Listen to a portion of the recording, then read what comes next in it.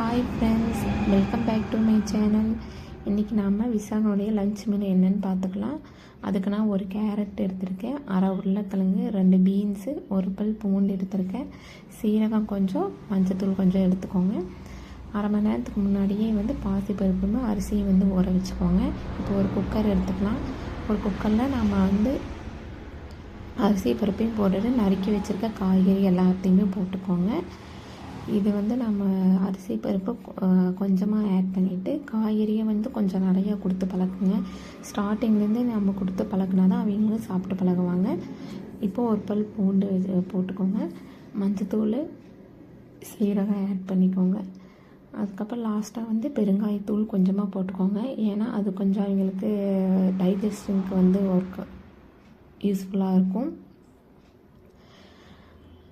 இப்போ எல்லாமே ஆட் பண்ணிக்கோங்க.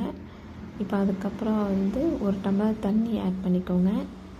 தண்ணி கொஞ்சமாகவே ஆட் பண்ணிக்கோங்க. ஏன்னா ரொம்ப தண்ணி ஊற்றுனீங்கன்னா ரொம்ப சலசலன்னு போயிடும், சப்புன்னு இருக்கும், அவங்களுக்கு டேஸ்ட்டு தெரியாது. அதனால தான் கொஞ்சமாக தண்ணி ஊற்றிக்கோங்கன்னு சொல்கிறேன். இப்போ குக்கர் போட்டு மூடிடலாம்.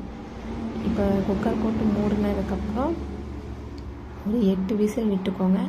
8 விசில் விட்டிங்கன்னா கரெக்டாக இருக்கும், நல்லா குக் ஆகிடும்.